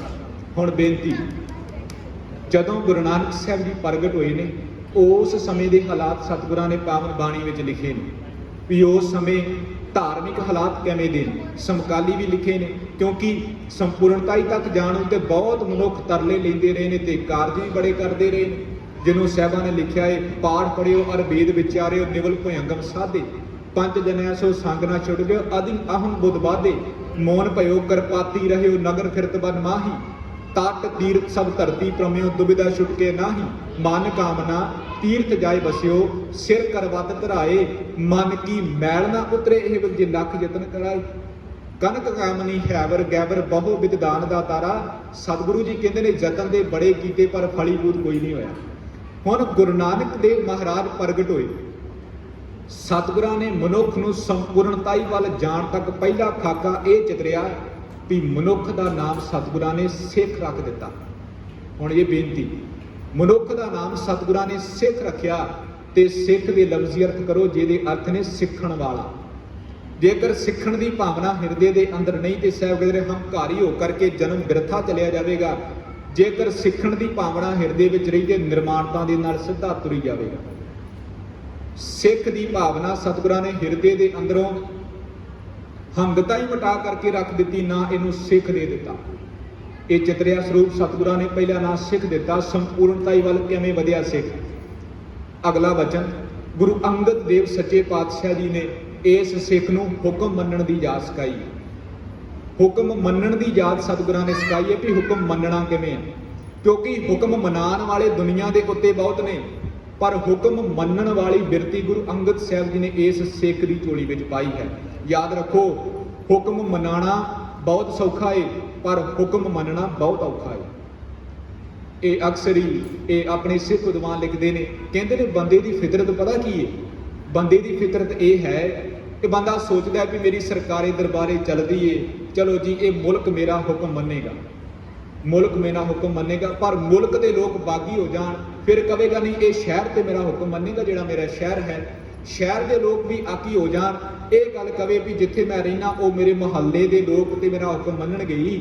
ਜੇ ਉਹ ਵੀ ਆਕੀ ਹੋ ਜਾਣ, ਚਲੋ ਇੱਥੋਂ ਤੱਕ ਆਦੀ ਗੱਲ ਘਰ ਦੇ ਤੇ ਮੇਰਾ ਹੁਕਮ ਮੰਨਣਗੇ ਹੀ, ਘਰ ਦੇ ਵੀ ਆਕੀ ਹੋ ਜਾਣ, ਇੱਥੋਂ ਤੱਕ ਬਚਨ ਆ ਜਾਂਦਾ ਚੱਲ ਮੇਰੀ ਘਰ ਵਾਲੀ ਤੇ ਮੇਰਾ ਹੁਕਮ ਮੰਨੇਗੀ, ਹੋਰ ਤੇ ਕੋਈ ਨਹੀਂ ਮੰਨਦਾ। ਉਹ ਵੀ ਜੇਕਰ ਆਕੀ ਹੋ ਜਾਵੇ ਕਿ ਫਿਰ ਬੰਦਾ ਆਉਂਦਾ ਹੈ ਜੀ ਧਾਰਮਿਕ ਸਥਾਨ ਦੇ ਵੱਲ। ਹੁਣ ਇੱਥੇ ਵੀ ਬਿਰਤੀ ਉਹੀ ਹੁੰਦੀ ਹੈ ਵੀ ਕਿਸੇ ਨੇ ਹੁਕਮ ਨਹੀਂ ਮੰਨਿਆ, ਹੁਕਮ ਮੰਨਣ ਦੀ ਖਾਤਰ ਨਹੀਂ, ਹੁਕਮ ਮਨਾਉਣ ਦੀ ਖਾਤਰ ਉਹ ਧਾਰਮਿਕ ਸਥਾਨਾਂ ਦੇ ਉੱਤੇ ਵੜਦੇ ਨੇ। ਤੇ ਸਾਹਿਬ ਕਹਿੰਦੇ ਨੇ ਇਦਾਂ ਦੇ ਬੰਦੇ ਗੁਰੂ ਨਾਨਕ ਦੇ ਦਰ ਦੇ ਉੱਤੇ ਪ੍ਰਵਾਨ ਨਹੀਂ, ਜਿਹੜੇ ਆਪਣਾ ਹੁਕਮ ਮਨਾਉਂਦੇ ਨੇ। ਸਾਹਿਬ ਕਹਿੰਦੇ ਨੇ ਹੁਕਮ ਮੰਨਣ ਵਾਲਾ ਪ੍ਰਵਾਨ ਹੈ। ਇੱਕ ਬੇਨਤੀ ਹੋਰ ਕਰਦਾ ਜਾਵਾਂ, ਦੁਨੀਆ ਦੇ ਉੱਤੇ ਅਸੀਂ ਕਹਿੰਦੇ ਹਾਂ ਜੀ ਹੁਕਮ ਕੀਤਾ, ਇੰਗਲਿਸ਼ ਦਾ ਇੱਕ ਸ਼ਬਦ ਅਸੀਂ ਵਰਤਿਆ ਵੀ ਆਰਡਰ। ਆਰਡਰ ਵਰਤਦੇ ਨਾ ਵੀ ਇਹ ਫਲਾਣੇ ਨੂੰ ਆਰਡਰ ਦੇ ਦਿੱਤਾ, ਪਰ ਯਾਦ ਰੱਖੋ ਆਰਡਰ ਦੇ ਵਿੱਚ ਤੇ ਹੁਕਮ ਦੇ ਵਿੱਚ ਜ਼ਮੀਨ ਅਸਮਾਨ ਦਾ ਫਰਕ ਹੈ। ਇਹ ਅਸੀਂ ਕਹਿ ਤੇ ਦਿੰਦੇ ਵੀ ਸਮਾਨਾਰਥਕ ਸ਼ਬਦ ਹੈ, ਬਿਲਕੁਲ ਸਮਾਨਾਰਥਕ, ਪਰ ਅਰਥ ਗੌਰ ਦੇ ਨਾਲ ਪੜਿਓ। ਇਹਦੇ ਆ ਗੁਰਮੁਖਾਂ ਨੂੰ ਬੇਨਤੀ ਹੈ ਬੱਚਿਆਂ ਦੇ ਉੱਤੇ ਥੋੜਾ ਕੰਟਰੋਲ ਕਰੋ ਤੇ ਥੋੜਾ ਇਕਾਗਰਤਾ ਕਾਇਮ ਕਰੋ। ਆਰਡਰ ਦੇ ਵਿੱਚ ਤੇ ਹੁਕਮ ਦੇ ਵਿੱਚ ਜ਼ਮੀਨ ਅਸਮਾਨ ਦਾ ਫਰਕ ਹੈ। ਸਤਿਗੁਰਾਂ ਨੇ ਹੁਕਮ ਸ਼ਬਦ ਵਰਤਿਆ ਹੈ, ਅਸੀਂ ਆਰਡਰ ਦੇ ਅਰਥ ਕਰਦੇ ਹਾਂ ਵੀ ਇਹਨੂੰ ਹੁਕਮ ਦੇ ਦਿੱਤਾ, ਆਰਡਰ ਦੇ ਦਿੱਤਾ ਵੀ ਫਲਾਣਾ ਕੰਮ ਇਸ ਮਿਤੀ ਨੂੰ ਹੋਣਾ ਚਾਹੀਦਾ ਹੈ। ਪਰ ਯਾਦ ਰੱਖੋ ਆਰਡਰ ਦੇਣ ਵਾਲਾ ਆਰਡਰ ਦੇ ਵਿੱਚ ਸ਼ਾਮਿਲ ਨਹੀਂ ਹੋਇਆ। ਆਰਡਰ ਤੇ ਦੇ ਦਿੱਤਾ ਨਾ ਫਲਾਣੇ ਸਿੰਘ ਨੂੰ ਵੀ ਇਹ ਕੰਮ ਹੋਣਾ ਚਾਹੀਦਾ ਹੈ, ਪਰ ਆਰਡਰ ਵਾਲਾ ਆਪ ਵਿੱਚ ਸ਼ਮੂਲੀਅਤ ਨਹੀਂ ਕਰ ਰਿਹਾ, ਹੁਕਮ ਦੇਣ ਵਾਲਾ ਆਪ ਸ਼ਮੂਲੀਅਤ ਨਹੀਂ ਕਰ ਰਿਹਾ। ਗੁਰੂ ਗ੍ਰੰਥ ਸਾਹਿਬ ਮਹਾਰਾਜ ਨੂੰ ਪੜੋ, ਜਿਹੜਾ ਹੁਕਮ ਕਰਦਾ ਏ ਹੁਕਮੀ ਬੰਦਾ ਆਪ ਹੁਕਮ ਦੇ ਵਿੱਚ ਸ਼ਾਮਿਲ ਹੋ ਕਰਕੇ ਉਹ ਕਾਰਜ ਕਰਦਾ ਹੈ ਜੋ ਗੁਰਮਤਿ ਪ੍ਰਵਾਨ ਕਰਦੀ। ਇਹ ਆਰਡਰ ਤੇ ਹੁਕਮ ਦੇ ਵਿੱਚ ਫਰਕ ਹੈ। ਆਰਡਰ ਬੇਸ਼ੱਕ ਇੰਗਲਿਸ਼ ਦਾ ਸ਼ਬਦ ਹੈ, ਹੁਕਮ ਮਨਾਉਣ ਦੀ ਬਿਰਤੀ ਗੁਰੂ ਅੰਗਦ ਦੇਵ ਸਾਹਿਬ ਜੀ ਨੇ ਦਿੱਤੀ। ਇਹ ਹੁਣ ਸੰਪੂਰਨ ਮਨੁੱਖ ਦੀ ਇੱਕ ਰੂਪ ਰੇਖਾ ਤਿਆਰ ਹੋ ਰਹੀ ਹੈ। ਸਾਰਾ ਕੁਝ ਸਿੱਖ ਬਣ ਗਿਆ, ਸਿੱਖਣ ਵਾਲਾ, ਹੁਕਮੀ ਬਣ ਗਿਆ, ਹੁਕਮ ਨੂੰ ਮੰਨਣ ਵਾਲਾ। ਅੱਗੇ ਗੁਰੂ ਅਮਰਦਾਸ ਮਹਾਰਾਜ ਜਾਤ ਪਾਤ ਦੇ ਵਰਣ ਵੰਡ ਤੋਂ ਸਤਿਗੁਰਾਂ ਨੇ ਉੱਚੇ ਤੁਕ ਦਿੱਤਾ ਇਹਨੂੰ। ਹੁਣ ਜਾਤ ਦੀ ਗੱਲ ਆਈ ਹੈ, ਇਹ ਵੀ ਮੈਂ ਕੱਲ ਦੇ ਦੀਵਾਨਾਂ ਦੇ ਅੰਦਰ ਸੰਪੂਰਨ ਬੇਨਤੀਆਂ ਆਪ ਜੀ ਦੇ ਨਾਲ ਸਾਂਝੀਆਂ ਕਰਾਂਗੇ। ਖਾਲਸਾ ਪੰਥ ਦੀ ਸਿਰਜਣਾ ਦੇ ਉੱਤੇ ਹੋਇਆ ਕੀ। ਇਹ ਤੇ ਸਿਰਫ ਇੱਕ ਅਸੀਂ ਰੂਪ ਰੇਖਾ ਚਿੱਤਰ ਰਹੇ ਹਾਂ। ਜਾਤ ਪਾਤ ਤੇ ਵਰਨ ਵੰਡ, ਜਿਹੜਾ ਕਹਿੰਦੇ ਜੀ ਰਸਤੇ ਦੇ ਉੱਤੇ ਤੁਰਿਆ ਜਾਂਦਾ ਤੇ ਅੱਗੋਂ ਬਿੱਲੀ ਲੰਘ ਗਈ ਦੀ ਨਿਸ਼ ਮਾਰ ਦਿੱਤੀ, ਇਹੋ ਜਿਹੇ ਫੋਕੇ ਕਰਮ ਕਾਂਡਾਂ ਨੂੰ ਗੁਰੂ ਅਮਰਦਾਸ ਸਾਹਿਬ ਜੀਆਂ ਨੇ ਪਾਵਨ ਬਾਣੀ ਵਿੱਚ ਇਹਦੀਆਂ ਧੱਜੀਆਂ ਉਡਾਈਆਂ ਨੇ ਵੀ ਗੁਰੂ ਕੇ ਸਿੱਖ ਨੇ ਇਦਾਂ ਦੇ ਵਹਿਮ ਕਰਨ, ਜਾਤ ਪਾਤ ਤੋਂ ਉੱਤੇ ਉੱਠ ਕੇ ਗੱਲ ਕਰਨੀ ਹੈ। ਇੱਕ ਬੇਨਤੀ ਹੋਰ ਕਰਦਾ ਜਾਵਾਂ, ਅਸਲ ਦੇ ਵਿੱਚ ਗੁਰੂ ਨਾਨਕ ਦੇ ਘਰ ਦੇ ਵਿੱਚ ਕਮਜ਼ਾਤ ਕੌਣ ਹੈ? ਉੱਚੀ ਜਾਤ ਵਾਲੇ ਤੇ ਸਾਰੇ ਹੀ ਹੰਕਾਰ ਕਰਦੇ ਨੇ, ਕਮਜ਼ਾਤ ਕੌਣ ਹੈ? ਸੋਦਰ ਦੀ ਬਾਣੀ ਪੜ੍ਹਦੇ ਸਾਹਿਬ ਕਹਿੰਦੇ ਨੇ ਨਾਨਕ ਨਾਮੈ ਬਾਝ ਸੁਨਾਤ, ਜਿਹੜਾ ਨਾਮ ਨਹੀਂ ਜਪਦਾ ਸਾਹਿਬ ਕਹਿੰਦੇ ਸਾਡੀ ਨਜ਼ਰ ਦੇ ਵਿੱਚ ਉਹ ਕਮਜ਼ਾਤ ਹੈ। ਇੱਥੇ ਤੇ ਭਗਤ ਸਧਨਾ ਜੀ ਨੇ, ਭਗਤ ਰਵਿਦਾਸ ਨੇ, ਭਗਤ ਨਾਮਦੇਵ ਨੇ, ਉਹਨਾਂ ਦਾ ਜ਼ਿਕਰ ਅਸੀਂ ਕੱਲ ਦੇ ਦੀਵਾਨਾਂ ਅੰਦਰ ਕਰਾਂਗੇ। ਗੁਰੂ ਰਾਮਦਾਸ ਮਹਾਰਾਜ ਸਾਹਿਬ ਜੀ ਹੁਣ ਮਨੁੱਖ ਸੰਪੂਰਨ ਬਣ ਰਿਹਾ ਹੈ। ਗੁਰੂ ਰਾਮਦਾਸ ਮਹਾਰਾਜ ਸਾਹਿਬ ਸੱਚੇ ਪਾਤਸ਼ਾਹ ਜੀਆਂ ਨੇ ਜਿਸ ਹਿਰਦੇ ਦੇ ਅੰਦਰ ਆਪਣੇ ਪਰਲੋਕ ਨੂੰ ਸਵਾਰਨ ਵਾਲੇ ਥਾਂ ਵਾਸਤੇ ਕੋਈ ਭਾਵਨਾ ਨਹੀਂ, ਮੇਰੀ ਬੇਨਤੀ ਆਪਣੇ ਪਰਲੋਕ ਨੂੰ ਜਿੱਥੇ ਬੈਠ ਕਰਕੇ ਸਵਾਰਨਾ ਹੈ, ਆਪਣੇ ਅੱਗੇ ਨੂੰ ਜਿੱਥੇ ਬੈਠ ਕਰਕੇ ਸਵਾਰਨਾ ਹੈ, ਜੇਕਰ ਉਹਨੂੰ ਸਵਾਰਨ ਦੀ ਬਿਰਤੀ ਨਹੀਂ ਸਮਝ ਲਿਓ, ਉਹਦੇ ਅੰਦਰ ਗੁਰੂ ਰਾਮਦਾਸ ਮਹਾਰਾਜ ਸਾਹਿਬ ਜੀ ਦੀ ਕਿਰਪਾ ਦਾ ਰੰਗ ਅਜੇ ਭਰਿਆ ਨਹੀਂ। ਮੇਰੇ ਕਹਿਣ ਤੋਂ ਬਾਅਦ ਆਪਣੇ ਧਾਰਮਿਕ ਸਥਾਨ ਚੰਗੇ ਤੋਂ ਚੰਗੇ ਹੋਣੇ ਚਾਹੀਦੇ ਨੇ। ਇਹ ਗੁਰੂ ਰਾਮਦਾਸ ਮਹਾਰਾਜ ਸਾਹਿਬ ਜੀ ਨੇ ਕਿਰਪਾ ਕੀਤੀ ਹੈ। ਗੁਰੂ ਅਰਜਨ ਦੇਵ ਪਾਤਸ਼ਾਹ ਜੀ ਇੱਕ ਸ਼ਾਂਤੀ ਦਾ ਪ੍ਰਤੀਕ ਨੇ, ਇੱਕ ਸੰਪੂਰਨ ਮਨੁੱਖ ਦੀ ਰੂਪ ਰੇਖਾ ਸ਼ਾਂਤੀ ਪ੍ਰਤੀਕ ਗੁਰੂ ਅਰਜਨ ਦੇਵ ਪਾਤਸ਼ਾਹ ਨੇ ਹਿਰਦੇ ਦੇ ਅੰਦਰ ਪਾਈ ਹੈ। ਤੇ ਇਹ ਸ਼ਾਂਤੀ ਨੂੰ ਦੁਨੀਆਦਾਰੀ ਬੁਝਦੀ ਨਾ ਆਖੇ, ਭਗਤੀ ਦੇ ਵਿੱਚੋਂ ਸ਼ਕਤੀ ਪੈਦਾ ਗੁਰੂ ਹਰਗੋਬਿੰਦ ਸੱਚੇ ਪਾਤਸ਼ਾਹ ਨੇ ਕੀਤੀ ਹੈ। ਵੀਰ ਰਸ ਇਸ ਸਿੱਖ ਦੇ ਅੰਦਰ ਗੁਰੂ ਹਰਗੋਬਿੰਦ ਸੱਚੇ ਪਾਤਸ਼ਾਹ ਨੇ ਕੀਤਾ ਹੈ। ਤੇ ਅਕਸਰ ਹੀ ਗੁਰਮੁਖ ਪਿਆਰੇ ਜਦੋਂ ਵੀਰ ਰਸ ਦੀ ਗੱਲ ਕਰਦੇ ਨੇ ਨਾ, ਕਿਉਂਕਿ ਗੁਰਬਾਣੀ ਦੇ ਵਿੱਚ 9 ਰਸਾਂ ਦਾ ਜ਼ਿਕਰ ਹੈ। ਸ੍ਰੀ ਗੁਰੂ ਗ੍ਰੰਥ ਸਾਹਿਬ ਮਹਾਰਾਜ ਦੇ ਅੰਦਰ 9 ਰਸਾਂ ਦਾ ਜ਼ਿਕਰ ਹੈ ਤੇ ਦਸਮ ਗ੍ਰੰਥ ਦੇ ਅੰਦਰ ਕੇਵਲ 20 ਰਸ ਦਾ ਪ੍ਰਤੀਕ ਹੈ। ਉਹ ਬਾਣੀ 20 ਰਸ ਦੀ ਪ੍ਰਤੀਕ ਹੈ। ਹਾਲਾਂਕਿ ਸ੍ਰੀ ਸਰਬਲੋ ਗ੍ਰੰਥ ਦੇ ਅੰਦਰ ਸਾਨੂੰ ਵੀ ਕੁਝ ਰਸ ਮਿਲਣ ਨੂੰ ਦਿਖ ਜਾਂਦੇ ਨੇ, ਪਰ ਦਸਮ ਗ੍ਰੰਥ ਦੇ ਅੰਦਰ 20 ਰਸ ਕੇਵਲ ਤੇ ਕੇਵਲ 20 ਰਸ ਦੀ ਗੱਲ ਹੈ। ਸ੍ਰੀ ਗੁਰੂ ਗ੍ਰੰਥ ਸਾਹਿਬ ਮਹਾਰਾਜ ਅੰਦਰ 9 ਰਸਾਂ ਦਾ ਜ਼ਿਕਰ ਹੈ। ਸੰਪੂਰਨਤਾਈ ਦੇ ਨਾਲ ਜਦੋਂ ਵੀ ਕੋਈ ਗੁਰਮੁਖ ਪਿਆਰਾ 20 ਰਸ ਦੇ ਅਰਥ ਕਰਦਾ ਹੈ ਤੇ ਗੁੱਸਾ ਤੇ 20 ਰਸ ਨੂੰ ਇੱਕੇ ਥਾਂ ਤੇ ਲਿਆ ਕਰਕੇ ਖਿਲਾਰ ਦਿੰਦੇ ਨੇ। ਪਰ ਯਾਦ ਰੱਖੋ, ਗੁੱਸੇ ਦੇ ਅੰਦਰ ਬੰਦੇ ਕੋਲ ਜੋਸ਼ ਹੁੰਦਾ ਹੈ ਪਰ ਹੋਸ਼ ਨਹੀਂ ਹੁੰਦਾ। ਗੁੱਸੇ ਦੇ ਅੰਦਰ ਬੰਦੇ ਦੇ ਕੋਲ ਜੋਸ਼ ਤੇ ਹੁੰਦਾ ਪਰ ਹੋਸ਼ ਨਹੀਂ ਹੁੰਦੀ, ਬੁੱਧੀ ਕੰਮ ਨਹੀਂ ਕਰਦੀ। 20 ਰਸ ਦੇ ਅੰਦਰ ਹੋਸ਼ ਵੀ ਹੁੰਦਾ ਏ ਤੇ ਜੋਸ਼ ਵੀ ਹੁੰਦਾ ਏ। ਜੋਸ਼ ਤੇ ਹੋਸ਼ ਦੇ ਸੁਮੇਲ ਨੂੰ 20 ਰਸ ਆਖਦੇ ਨੇ, ਜੋ ਗੁਰੂ ਹਰਗੋਬਿੰਦ ਸੱਚੇ ਪਾਤਸ਼ਾਹ ਨੇ ਦਿੱਤਾ ਏ। ਅਗਲੀ ਗੱਲ ਗੁਰੂ ਹਰਿਰਾਏ ਸਾਹਿਬ ਜੀ ਦੀ ਗੱਲ ਕਰਨੇ ਆ। ਉਹਨਾਂ ਨੇ ਅਜੋਕੇ ਸਮੇਂ ਦੀ ਇਹ ਟ੍ਰੈਜਡੀ ਹੈ, ਇਹ ਤਰਾਸਦੀ ਹੈ ਬੰਦੇ ਦੀ ਵੀ ਅੱਜ ਕੱਲ ਅੰਮ੍ਰਿਤਧਾਰੀ ਹੋ ਕੇ ਵੀ ਬੰਦਾ ਨੁਮਾਇਸ਼ ਲਾਉਂਦਾ ਹੈ। ਅੰਮ੍ਰਿਤਧਾਰੀ ਹੋ ਕੇ ਵੀ ਬੰਦਾ ਨੁਮਾਇਸ਼ ਲਾਉਂਦਾ ਹੈ। ਸਿੱਖ ਹੋਣ ਦੇ ਬਾਵਜੂਦ ਵੀ ਆਪਣੀ ਇੱਕ ਨੁਮਾਇਸ਼ ਅਦਾ ਕਰਦਾ ਹੈ। ਜਿਹੜਾ ਗੁਣ ਹਿਰਦੇ ਵਿੱਚ ਹੈ ਨਹੀਂ, ਜਿਹੜੀ ਕਲਾ ਆਪਣੇ ਕੋਲ ਹੈ ਨਹੀਂ, ਉਹਨੂੰ ਵੀ ਦੂਜਿਆਂ ਦੇ ਅੱਗੇ ਪ੍ਰਗਟ ਕਰਦਾ ਹੈ। ਉਹ ਭਾਵੇਂ ਅਪ੍ਰਤੱਖ ਤਰੀਕਾ ਹੋਵੇ ਚਾਹੇ ਪ੍ਰਤੱਖ ਤਰੀਕਾ ਹੋਵੇ, ਉਹ ਚਾਹੇ ਸਹੀ ਗੱਲ ਹੋਵੇ ਭਾਵੇਂ ਗਲਤ ਹੋਵੇ, ਪਰ ਆਪਣਾ ਪ੍ਰਭਾਵ ਕਿਸੇ ਦੂਸਰੀ ਸ਼ਖਸੀਅਤ ਤੇ ਪਾਉਣ ਵਾਸਤੇ ਆਪਣੇ ਆਪ ਦੀ ਨੁਮਾਇਸ਼ ਕਰਦਾ ਹੈ। ਜੇ ਤੋਂ ਗੁਰੂ ਹਰਿਰਾਏ ਸਾਹਿਬ ਜੀ ਨੇ ਸਾਨੂੰ ਵਰਜਿਤ ਕੀਤਾ ਹੈ। ਇਹ ਨੁਮਾਇਸ਼ ਨਹੀਂ ਕਰਨੀ ਆਪਣੀ, ਭਾਵੇਂ ਬਾਣੇ ਦੀ ਹੈ ਭਾਵੇਂ ਸਰੀਰ ਦੀ ਹੈ। ਸਤਿਗੁਰਾਂ ਨੇ ਇਹ ਸੰਪੂਰਨ ਮਨੁੱਖ ਨੂੰ ਇਹ ਨਿਸ਼ਾਨੀ ਦਿੱਤੀ ਹੈ। ਗੁਰੂ ਹਰਿਰਾਏ ਸਾਹਿਬ ਜੀ ਦੇ ਜੀਵਨ ਵਿੱਚੋਂ ਇਹ ਸਾਰਾ ਕੁਝ ਝਲਕਦਾ ਹੈ। ਕਿਉਂਕਿ ਮਹਾਰਾਜ ਜਿੰਨਾ ਸਮਾਂ ਸਰੀਰਕ ਜਾਮੇ ਵਿੱਚ ਰਹੇ ਨੇ, ਗੁਰੂ ਹਰਗੋਬਿੰਦ ਸੱਚੇ ਪਾਤਸ਼ਾਹ ਜੀ ਦੀ ਆਗਿਆ ਲੈ ਕਰਕੇ ਸਤਿਗੁਰੂ ਸੱਚੇ ਪਾਤਸ਼ਾਹ ਜੀ ਆਪਣਾ ਚੋਲਾ ਹਮੇਸ਼ਾ ਸੰਕੋਚ ਕੇ ਤੁਰਦੇ ਸਨ, ਹੱਥ ਵਿੱਚ ਫੜ ਕੇ ਤੁਰਦੇ ਸਨ। ਇਹ ਨੁਮਾਇਸ਼ ਨਹੀਂ ਗੁਰੂ ਕੇ ਸਿੱਖ ਨੇ ਲਾਉਣੀ। ਤੇ ਹੁਣ ਸੰਪੂਰਨ ਮਨੁੱਖ ਦੇ ਅੰਦਰ ਹੁਕਮ ਮੰਨਣ ਦੀ ਭਾਵਨਾ, ਸਿੱਖਣ ਦੀ ਭਾਵਨਾ। ਅਗਲੀ ਗੱਲ ਜਾਤਾਂ ਪਾਤਾਂ ਤੋਂ ਉਹ ਉੱਤੇ ਉੱਠ ਗਿਆ, ਆਪਣੇ ਧਾਰਮਿਕ ਸਥਾਨਾਂ ਦੀ ਉਸਾਰੀ ਕਰਨ ਦੀ ਭਾਵਨਾ। ਸਭ ਤੋਂ ਵੱਡੀ ਗੱਲ ਸ਼ਾਂਤੀ ਹਿਰਦੇ ਵਿੱਚ ਆਈ, ਹਿਰਦੇ ਨਾਲ ਵੀਰ ਰਸ ਹਿਰਦੇ ਦੇ ਅੰਦਰ ਆਇਆ, ਨੁਮਾਇਸ਼ ਦੀ ਅਤਾ ਤੇ ਨਿਮਰਤਾ ਦੀ ਭਾਵ ਆਇਆ। ਅਗਲੀ ਗੱਲ ਗੁਰੂ ਨਾਨਕ ਦੇ ਦਰ ਦੇ ਉੱਤੇ ਅਕਸਰ ਮੈਂ ਹਰ ਥਾਂ ਬੇਨਤੀ ਕਰਦਾ ਨਾ, ਗੁਰੂ ਨਾਨਕ ਸਾਹਿਬ ਜੀ ਦੇ ਦਰ ਦੇ ਉੱਤੇ ਗੁਰੂ ਕੇ ਸਿੱਖੋ ਉਮਰਾਂ ਦਾ ਕੋਈ ਤਕਾਜ਼ਾ ਨਹੀਂ, ਉਮਰਾਂ ਦਾ ਕੋਈ ਤਕਾਜ਼ਾ ਨਹੀਂ।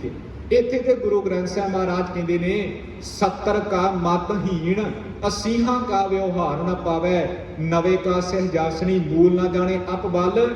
ਉੱਥੇ ਗੁਰੂ ਗ੍ਰੰਥ ਸਾਹਿਬ ਮਹਾਰਾਜ ਕਹਿੰਦੇ ਰਾਮ ਜਪੋ ਜੀ ਐਸੇ ਐਸੇ ਧਰੂ ਪ੍ਰਹਿਲਾਦ ਜਪਿਓ ਹਰਿ ਜੈਸੇ। ਇੱਥੇ 17 ਦਾ ਮਤਹੀਣ, ਸਤਿਗੁਰੂ ਜੀ ਕਹਿੰਦੇ ਨੇ ਚਿੱਟਾ ਦਾੜਾ ਹੈ ਪਰ ਜ਼ਿੰਦਗੀ ਜਿਉਣ ਦੀ ਮਤ ਅਜੇ ਤੱਕ ਨਹੀਂ ਆਈ। ਤੇ ਇੱਥੇ ਤੇ ਸਾਹਿਬ ਕਹਿੰਦੇ ਨੇ ਦੁਨੀਆਦਾਰੀ, ਛੋਟਾ ਬੱਚਾ ਦਾਰਸ਼ਨਿਕ ਬਣ ਸਕਦਾ ਹੈ, ਛੋਟਾ ਬੱਚਾ ਫਿਲਾਸਫਰ ਬਣ ਸਕਦਾ ਹੈ, ਛੋਟਾ ਬੱਚਾ ਵਿਗਿਆਨੀ ਤੇ ਬਣ ਸਕਦਾ ਹੈ, ਟੀਚਰ ਤਾਂ ਬਣ ਸਕਦਾ ਹੈ। ਗੁਰੂ ਹਰਕ੍ਰਿਸ਼ਨ ਮਹਾਰਾਜ ਨੇ ਦੁਨੀਆ ਦੇ ਉੱਤੇ ਮਿਸਾਲ ਕਾਇਮ ਕਰ ਦਿੱਤੀ ਵੀ ਅਧਿਆਤਮਿਕਤਾ ਦਾ ਉਮਰਾਂ ਦੇ ਨਾਲ ਕੋਈ ਤਕਾਜ਼ਾ ਨਹੀਂ, ਕਿਸੇ ਫਿਰਕੇ ਨਾਲ ਕੋਈ ਤਕਾਜ਼ਾ ਨਹੀਂ, ਕਿਸੇ ਧਰਮ ਨਾਲ ਕੋਈ ਤਕਾਜ਼ਾ ਨਹੀਂ। ਅਧਿਆਤਮਿਕਤਾ ਦਾ ਉਮਰ ਦਾ ਕਿਸੇ ਵੀ ਭਾਵ ਦੇ ਨਾਲ, ਕਿਸੇ ਵੀ ਢੰਗ ਦੇ ਨਾਲ, ਕਿਸੇ ਵੀ ਖਿੱਤੇ ਨਾਲ, ਕਿਸੇ ਵੀ ਧਰਮ ਦੇ ਨਾਲ ਕੋਈ ਤਕਾਜ਼ਾ ਨਹੀਂ, ਲੈਣ ਦੇਣ ਹੈ ਹੀ ਨਹੀਂ। ਇਹ ਗੁਰੂ ਨਾਨਕ ਸਾਹਿਬ ਦੇ ਘਰ ਦੀ ਵਿਚਾਰ ਹੈ। ਦਾਰਸ਼ਨਿਕ ਤੇ ਹੋ ਸਕਦਾ, ਟੀਚਰ ਤਾਂ ਹੋ ਸਕਦਾ, ਪਰ ਇੰਨੀ ਛੋਟੀ ਉਮਰ ਦਾ ਬੱਚਾ ਗੁਰੂ ਨਹੀਂ ਹੋ ਸਕਦਾ। ਗੁਰੂ ਹਰਕ੍ਰਿਸ਼ਨ ਮਹਾਰਾਜ ਸਾਹਿਬ ਜੀ ਨੇ ਇਹ ਬਚਪਨ ਤੋਂ ਇਹ ਸਿੱਖਿਆ ਦੇ ਦਿੱਤੀ ਵੀ ਇਹ ਗੁਰੂ ਕੇ ਸਿੱਖ ਨੇ, ਬਚਪਨ ਤੋਂ ਹੀ ਆਪਾਂ ਸਮਾਂ ਸਾਹਮਣਾ ਹੈ। ਤੇ ਗੁਰੂ ਨਾਨਕ ਸਾਹਿਬ ਅਕਸਰ ਇਹ ਬੇਨਤੀ ਕਰਦੇ ਨੇ ਪਾਵਨ ਬਾਣੀ ਅੰਦਰ, ਸਤਿਗੁਰਾਂ ਨੇ ਬੇਅੰਤ ਵਚਨ ਲਿਖੇ ਨੇ ਪਾਵਨ ਬਾਣੀ ਅੰਦਰ ਵੀ ਘਰ ਦੇ ਵੀ ਲਾਡ ਲੜਾਉਂਦੇ ਨੇ। ਅਜੇ 5 ਵਰਿਆਂ ਦਾ ਹੈ, ਅਜੇ ਤੇ ਚੰਗੀ ਤਰ੍ਹਾਂ ਤੁਰਨਾ ਨਹੀਂ ਆਇਆ ਤੇ ਨਾਮ ਕਿੱਥੋਂ ਜਪੇਗਾ। ਨਾਨਕ ਇਹ ਸਤਿਗੁਰਾਂ ਨੇ ਪਾਵਨ ਬਾਣੀ ਵਿੱਚ ਲਿਖਿਆ। ਪਰ ਗੁਰੂ ਹਰਕ੍ਰਿਸ਼ਨ ਮਹਾਰਾਜ ਕਹਿੰਦੇ ਨੇ ਜਦੋਂ ਤੋਂ ਜਨਮ ਹੋ ਜਾਵੇ ਉਦੋਂ ਤੋਂ ਹੀ ਬੰਦਾ ਆਪਣਾ ਸਾਹਿਬ ਕਹਿੰਦੇ ਨੇ ਅਧਿਆਤਮਿਕਤਾ ਦੇ ਵੱਲ ਤੁਰਨਾ ਸ਼ੁਰੂ ਕਰ ਦੇਵੇ। ਗੁਰੂ ਤੇਗ ਬਹਾਦਰ ਮਹਾਰਾਜ ਸਾਹਿਬ ਜੀ ਇਹਨਾਂ ਨੇ ਦੱਸਿਆ ਏ ਵੈਰਾਗ ਤੇ ਦੂਸਰਾ ਦੱਸਿਆ ਏ ਤਿਆਗ। 2 ਚੀਜ਼ਾਂ ਗੁਰੂ ਤੇਗ ਬਹਾਦਰ ਮਹਾਰਾਜ ਸਾਹਿਬ ਨੇ ਦਿੱਤੀਆਂ ਏ। ਤਿਆਗ ਤੇ ਵੈਰਾਗ ਤੋਂ ਬਿਨਾਂ ਇਸ ਹਿਰਦੇ ਦੀ ਤੜਪ ਨੂੰ ਕੋਈ ਬੁਝਾ ਨਹੀਂ ਸਕਦਾ। ਤੇ ਉਸ ਤੜਪ ਦੇ ਵਿੱਚ ਜਦੋਂ ਬੰਦਾ ਨਾਮ ਜਪਦਾ ਹੈ ਤੇ ਫਿਰ ਸੰਪੂਰਨਤਾਈ ਵੱਲ ਵੱਧਦਾ ਹੈ। ਦੋ ਚੀਜ਼ਾਂ ਨੇ, ਤਿਆਗ ਤੇ ਵਿਰਾਗ। ਇਹ ਨਹੀਂ ਵੀ ਭਰਤਰੀ ਹਰੀ ਵਾਂਗੂ ਤਿਆਗੀ ਬਣ ਜਾਵੇ ਤੇ ਕਿਸੇ ਨੇ ਥੁੱਕਿਆ ਹੋਵੇ ਤੇ ਮਨ ਅੰਦਰ ਲਾਲਚ ਆਵੇ ਵੀ ਇਹ ਸਾਹਮਣੇ ਤੇ ਕੋਈ ਹੀਰਾ ਚਮਕਦਾ ਪਿਆ, ਉਹਦਾ ਜੀ ਤਿਆਗੀ ਹਾਂ, ਲਾਲਚ ਪੈਦਾ ਹੋ ਗਿਆ, ਜਾ ਕਰਕੇ ਹੱਥ ਮਾਰਿਆ ਤੇ ਕਿਸੇ ਨੇ ਪਾਨ ਖਾ ਕੇ ਥੁੱਕਿਆ ਸੀ। ਇਹ ਭਰਤਰੀ ਹਰੀ ਦਾ ਜੀਵਨ ਪੜ੍ਹਿਓ, ਵੈਰਾਗ ਸ਼ਤਕ ਗ੍ਰੰਥ ਉਹਦੇ ਵਿੱਚ ਇਹ ਬਚਨ ਲਿਖੇ ਨੇ। ਉਹਨੇ ਹੱਥ ਮਾਰਿਆ ਤੇ ਜਾ ਕਰਕੇ ਵੇਖਿਆ ਵੀ ਥੁੱਕ ਕੇ ਕਿਸੇ ਦੀ ਗੰਦਗੀ ਹੱਥ ਨੂੰ ਲੱਗੀ ਤੇ ਮਨਾ ਮੋਈ ਮੱਥੇ ਦੇ ਉੱਤੇ ਹੱਥ ਮਾਰਿਆ, ਮਨਾ ਆਪਣੇ ਆਪ ਨੂੰ ਤਿਆਗੀ ਅਖਵਾਉਣਾ ਹਾਂ।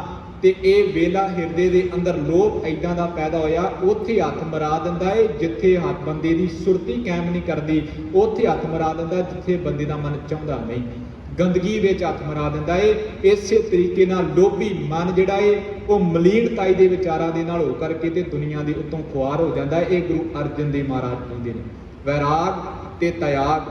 ਫਰੀਦ ਸਾਹਿਬ ਇਸ ਗੱਲ ਦਾ ਜ਼ਿਕਰ ਕਰਦੇ ਨੇ, ਕਹਿੰਦੇ ਨੇ ਗੁਰੂ ਕੇ ਪਿਆਰਿਆ, ਜਿੰਨਾ ਚਿਰ ਹਿਰਦੇ ਅੰਦਰ ਵੈਰਾਗ ਨਹੀਂ ਨਾ ਪੈਦਾ ਹੋਇਆ, ਜਿੰਨਾ ਚਿਰ ਹਿਰਦੇ ਅੰਦਰ ਵੈਰਾਗ ਪੈਦਾ ਨਹੀਂ ਹੋਇਆ, ਉਸ ਵੈਰਾਗ ਦੀ ਤੜਪ ਨੂੰ ਤੂੰ ਮਹਿਸੂਸ ਨਹੀਂ ਕੀਤਾ, ਵੈਰਾਗ ਦੇ ਅੰਦਰ ਇਸ ਨੈਣਾ ਦੇ ਵਿੱਚੋਂ ਨੀਰ ਨਹੀਂ ਵਇਆ ਤੇ ਹਿਰਦੇ ਦੇ ਅੰਦਰੋਂ ਇਹ ਬਚਨ ਨਹੀਂ ਲਿਖਣੇ, ਸੁਣ ਯਾਰ ਹਮਾਰੇ ਸੱਜਣ ਇੱਕ ਕਰੋ ਬੇਨੰਤੀਆ, ਤਿਸ ਮੋਹਨ ਲਾਲ ਪਿਆਰੇ ਹੋ ਫਿਰੋ ਖੋਜੰਤੀਆ, ਤਿਸ 10 ਪਿਆਰੇ ਸਿਰ ਧਰੀ ਉਤਾਰੇ, ਇੱਕ ਭੋਰੀ ਦਰਸ਼ਨ ਦੀਜੇ, ਯਾਦ ਰੱਖੀ ਜ਼ਿੰਦਗੀ ਦਾ ਕੋਈ ਲਾਭ ਨਹੀਂ।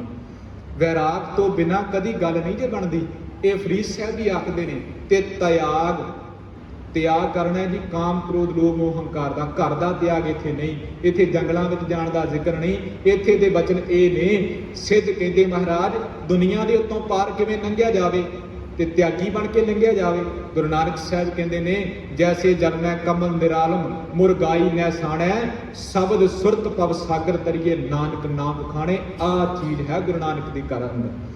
ਤੇ 10ਵੇਂ ਸਤਿਗੁਰੂ ਗੁਰੂ ਗੋਬਿੰਦ ਸਿੰਘ ਮਹਾਰਾਜ, ਸਤਿਗੁਰਾਂ ਨੇ ਵੇਖੋ ਜੀ ਕਮਾਲ ਕਰ ਦਿੱਤੀ। ਇਹ ਸਰੂਪ ਸੰਪੂਰਨ ਮਨੁੱਖ ਦਾ ਮੁਕੰਮਲ ਹੋ ਗਿਆ ਜੀ। ਤੇ ਸਤਿਗੁਰਾਂ ਨੇ ਸਿਰਫ ਇਹਨੂੰ ਫਰੇਮ ਦੇ ਵਿੱਚ ਪਾ ਕਰਕੇ ਸ੍ਰੀ ਗੁਰੂ ਗ੍ਰੰਥ ਸਾਹਿਬ ਮਹਾਰਾਜ ਦੇ ਆਧਾਰ ਦੇ ਉੱਤੇ ਇਹਨੂੰ ਟੰਗ ਦਿੱਤਾ ਹੈ। ਫਰੇਮ ਬਣਾਉਣ ਵਾਸਤੇ 5 ਚੀਜ਼ਾਂ ਲੱਗਦੀਆਂ ਨੇ, 4 ਪਈ ਲੱਕੜ ਲੱਗਦੀ ਹੈ, 4 ਲੱਕੜਾਂ ਤੇ ਇੱਕ ਸ਼ੀਸ਼ਾ ਲੱਗਦਾ ਹੈ ਜੀ। 5 ਚੀਜ਼ਾਂ ਸਤਿਗੁਰਾਂ ਨੇ, 5 ਦੀ ਰਹਿਤ, 5 ਬਾਣੀਆਂ, ਸਤਿਗੁਰਾਂ ਨੇ 5 ਚੀਜ਼ਾਂ ਤੋਂ ਅੰਮ੍ਰਿਤ ਤਿਆਰ ਕੀਤਾ। ਇਹ ਸਾਰਾ ਢਾਂਚਾ ਇੱਕ ਮਨੁੱਖ ਦਾ ਸਤਿਗੁਰਾਂ ਨੇ 5 ਦੇ ਵਿੱਚ ਬੰਨ ਕਰਕੇ ਤੇ ਗੁਰੂ ਗ੍ਰੰਥ ਸਾਹਿਬ ਮਹਾਰਾਜ ਦੇ ਆਧਾਰ ਕਰਕੇ ਤੇ ਇਹਨੂੰ ਸੰਪੂਰਨ ਰੂਪ ਦੇ ਵਿੱਚ ਟੰਗ ਦਿੱਤਾ। ਤੇ ਉਹ ਟੰਗਿਆ ਕਿਵੇਂ, ਇਹ ਮੇਰੀ ਬੇਨਤੀ, ਕਿਉਂਕਿ ਸਮੇਂ ਦੀ ਇਨ ਬਿਨ ਸਮਾਪਤੀ ਹੈ। ਉਹ ਟੰਗਿਆ ਕਿਵੇਂ, ਉਹ ਬਣਿਆ ਕਿਵੇਂ? ਗੁਰੂ ਕਲਗੀਧਰ ਮਹਾਰਾਜ ਸੱਚੇ ਪਾਤਸ਼ਾਹ ਜੀ ਨੇ ਇਸ ਸੰਪੂਰਨ ਮਨੁੱਖ ਨੂੰ ਇੱਕ ਰੂਪ ਰੇਖਾ ਦਿੱਤੀ ਏ। ਉਹ ਰੂਪ ਰੇਖਾ ਕਿਵੇਂ ਦਿੱਤੀ ਏ? ਜੇਕਰ ਗੁਰੂ ਨਾਨਕ ਦੇਵ ਮਹਾਰਾਜ ਸਾਹਿਬ ਜੀਆਂ ਨੇ ਸਿੱਖ ਬਣਾਇਆ ਏ, ਸਿੱਖ ਪੈਦਾ ਕੀਤਾ, ਸਿੱਖ ਤੋਂ ਸਤਿਗੁਰਾਂ ਨੇ ਸਿੰਘ ਕਿਵੇਂ ਬਣਾਇਆ? 2 ਚੀਜ਼ਾਂ ਨੇ ਨਹੀਂ, ਸਿੱਖ ਤੇ ਸਿੰਘ 2 ਚੀਜ਼ਾਂ। ਇੱਕ ਕੌਮ ਨੂੰ ਵੱਖਰੀ ਹੋਂਦ ਨੂੰ ਕਿਵੇਂ ਪ੍ਰਗਟ ਕੀਤਾ ਤੇ ਚਾਹੇ ਸਤਿਗੁਰਾਂ ਨੇ ਕਿਹੜੇ ਕਿਹੜੇ ਤਰੀਕੇ ਕੀ। ਸਤਿਗੁਰੂ ਸੱਚੇ ਪਾਤਸ਼ਾਹ ਜੀ 30 ਮਾਰਚ ਦਾ ਜ਼ਿਕਰ ਸਾਨੂੰ ਮਿਲਦਾ ਹੈ, ਕਿਉਂਕਿ ਇਹ 14 ਅਪ੍ਰੈਲ ਦਾ ਜ਼ਿਕਰ ਸਾਨੂੰ ਮਿਲਦਾ ਹੈ। ਜਾਂ ਫਿਰ ਵੈਸਾਖੀ ਦੀ ਗੱਲ ਕਰਨੇ ਅਸੀਂ, ਇਹ ਤੇ ਮੈਂ ਬੇਨਤੀ ਕੀਤੀ ਹੈ ਖਾਲਸਾ ਪੰਥ ਦੀ ਸਿਰਜਣਾ ਵੈਸਾਖੀ ਵਾਲੇ ਦਿਨ। ਇਹ ਪੁਰਬ ਕਦੋਂ ਆਰੰਭ ਹੋਇਆ? ਇਸ ਬੇਨਤੀ ਆਪ ਜੀ ਨੋਟ ਕਰ ਲਵੋ। ਪੁਰਬ ਕਦੋਂ ਆਰੰਭ ਹੋਇਆ? ਕੀ ਇਸ ਪੁਰਬ ਦਾ ਸਾਡੇ ਧਰਮ ਦੇ ਨਾਲ ਸੰਬੰਧ ਦੇ ਬਾਵਜੂਦ ਹੋਰਨਾਂ ਧਰਮਾਂ ਦੇ ਨਾਲ ਵੀ ਸੰਬੰਧ ਹੈ? ਕਿਉਂਕਿ ਵਿਸਾਖੀ ਦੇ ਬੜੇ ਲੰਬੇ ਸਮੇਂ ਦੀ ਚੱਲਦੀ ਹੁੰਦੀ ਹੈ। ਸਾਡੇ ਧਰਮ ਦੇ ਨਾਲ ਕਿਹੜੇ ਕਿਹੜੇ ਇਹਦੇ ਸੰਬੰਧ ਨੇ, ਉਹ ਮੈਂ ਆਪ ਜੀਆਂ ਦੇ ਨਾਲ ਕੱਲ ਦੇ ਦੀਵਾਨਾਂ ਅੰਦਰ ਸਾਰੇ ਵਿਚਾਰ ਆਪ ਜੀ ਦੇ ਨਾਲ ਸਾਂਝੀ ਕਰਾਂਗਾ। ਸਤਿਗੁਰੂ ਕਿਰਪਾ ਕਰਨ ਕਿ ਵਿਸਾਖੀ ਦਾ ਸੰਬੰਧ ਹੋਰਨਾਂ ਧਰਮਾਂ ਦੇ ਨਾਲ ਕਿਵੇਂ, ਸਾਡੇ ਧਰਮ ਦੇ ਅੰਦਰ ਵਿਸਾਖੀ ਦੇ ਕਿਹੜੇ ਕਿਹੜੇ ਪੁਰਬ ਮਨਾਏ ਜਾਂਦੇ ਨੇ, ਪੁਰਬ ਆਰੰਭ ਕਦੋਂ ਹੋਏ, ਕੀ ਗੁਰੂ ਕੇ ਸਿੱਖਾਂ ਨੇ ਕਿਹੜੇ ਸਵਾਲ ਕੀਤੇ ਤੇ ਸਤਿਗੁਰਾਂ ਨੇ ਕਿਵੇਂ ਕਿਵੇਂ ਕਿਹੜੇ ਪੁਰਬ ਮਨਾਉਣ ਦੀ ਯੋਜਨਾ ਸਿੱਖਾਂ ਨੂੰ ਦਿੱਤੀ। ਇਹ ਸੰਪੂਰਨ ਰੂਪ ਦੇ ਵਿੱਚ ਜਿਹੜੀ ਤਸਵੀਰ ਤਿਆਰ ਹੋਈ ਹੈ ਸੰਪੂਰਨ ਮਨੁੱਖ ਦੀ, ਇਹ ਖਾਕੇ ਨੂੰ ਸਤਿਗੁਰਾਂ ਨੇ ਇੱਕ ਚਿੱਤਰ ਦਾ ਰੂਪ ਕਿਵੇਂ ਦਿੱਤਾ, ਪੰਜਾਂ ਦੀ ਰਹਿਤ ਕਿਵੇਂ ਦ੍ਰਿੜ ਕਰਵਾਈ। ਆਉਣ ਵਾਲੇ ਦੀਵਾਨਾਂ ਦੇ ਵਿੱਚ ਇਹ ਸਾਰੇ ਬਚਮਰਾ ਸਾਹਿਬ ਜੀਆਂ ਦੇ ਨਾਲ ਸਾਂਝੇ ਕਰਾਂਗੇ। ਇਹ ਅੱਜ ਇੰਨੀਆਂ ਬੇਨਤੀਆਂ ਆਪ ਜੀ ਨੇ ਪ੍ਰਵਾਨ ਕਰਨੀਆਂ ਤੇ ਕੋਸ਼ਿਸ਼ ਇਹੋ ਰੱਖਿਓ, ਆਏ ਪ੍ਰਭ ਸਰਨਾਗਤੀ ਕਿਰਪਾ ਨਿਤ ਦਇਆਲ, ਇਹ ਪੱਖਰ ਹਰ ਮਨ ਬਸਤ ਨਾਨਕ ਹੋਤ ਨਿਹਾਲ। ਆਪ ਜੀਆਂ ਨੇ ਇਹ ਬੇਨਤੀਆਂ ਪ੍ਰਵਾਨ ਕਰਨੀਆਂ। ਕਥਾ ਕਰਦੇ ਆਂ, ਸਤਿਗੁਰੂ ਜੀ ਦੀ ਵਿਚਾਰ ਆਪ ਜੀਆਂ ਦੇ ਨਾਲ ਸਾਂਝੀ ਕਰਦੇ ਆਂ। ਬੇਅੰਤ ਪ੍ਰਕਾਰ ਦੀਆਂ ਭੁੱਲਾਂ ਹੋਈਆਂ ਨੇ। ਸਤਿਗੁਰੂ ਗੁਰੂ ਕੀ ਸੰਗਤ ਬਖਸ਼ਣ ਯੋਗ ਹੈ। ਧੰਨ ਗੁਰੂ ਗ੍ਰੰਥ ਸਾਹਿਬ ਮਹਾਰਾਜ ਜੀ ਬਖਸ਼ਣਹਾਰ ਨੇ, ਬਖਸ਼ ਲੈਣਗੇ। ਆਓ ਅਖੀਰ ਦੇ ਵਿੱਚ ਹੋਈਆਂ ਭੁੱਲਾਂ ਨੂੰ ਨਾ ਚਿਤਾਰਨਾ ਤੇ ਫਤਿਹ ਪ੍ਰਵਾਨ ਕਰਨੀ। ਵਾਹਿਗੁਰੂ ਜੀ ਕਾ ਖਾਲਸਾ, ਵਾਹਿਗੁਰੂ ਜੀ ਕੀ ਫਤਿਹ।